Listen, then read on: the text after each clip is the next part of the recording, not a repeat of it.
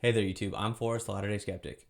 Today I wanted to do something a little bit different and make a quick video on a topic that I think will bring together skeptics and believers that identify with Western values. This video is about Salman Rushdie, an Indian-born British-American novelist and critic who was attacked this last Friday by some thug who appears to have Muslim extremist sympathies. The investigation is still ongoing and new details will emerge, but this is no surprise considering Salman's history with Muslim extremism. In 1988, Salman wrote a book called the Satanic Verses.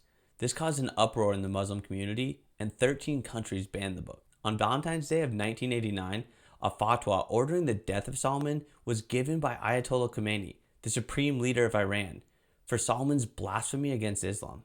As the book was published around the world, there were protests and book burnings, even in Western nations, and multiple people associated with publication were killed. Salman responded that his book wasn't even blasphemous and that Khomeini likely didn't even read the book. Salman went on to say that he wished he was more critical of Islam and that any religious leader that acted this way could probably use a little more criticism. To this day, Salman still has a $3 million bounty on his life from an Iranian religious institution. He says that he still gets Valentine's Day cards from Iranians stating that they have not forgotten about him. Since the initial fatwa, there have been multiple attempts on his life, a movie depicting him as a villain, and commitments from terrorist organizations like Hezbollah and Al-Qaeda to kill Salman. On Friday, it appears that another attempt was made on his life, all because he wrote a book that was critical of Islam. He was stabbed multiple times, will likely lose his eye, but thankfully looks like he'll survive. This is unacceptable and we will not be intimidated.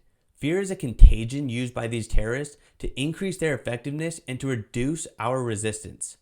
Go buy Salman's book. Go support Salman in any way that you can. Make this action backfire and let's send a clear message that intimidation unifies us and increases our resolve to fight for our core freedoms.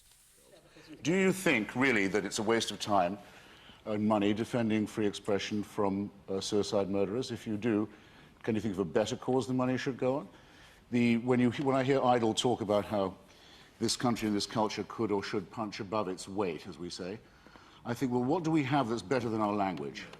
And isn't it extraordinary that we have an author who has helped spark a renaissance of writing in the subcontinent that's produced a whole new branch of English literature. They are written in our language, who knows it better than, I may say, some of our politicians appear to do. We won't have talk of murder for the writing of novels. We may have our religious disagreements in the West, but freedom of speech is something that we must hold sacrosanct. It's the foundation of reason, science, and the pursuit of truth. Let's come together to fight for this freedom and to support Salman Rushdie. That's all I've got. I'm Forrest, Latter-day Skeptic. Thank you for watching.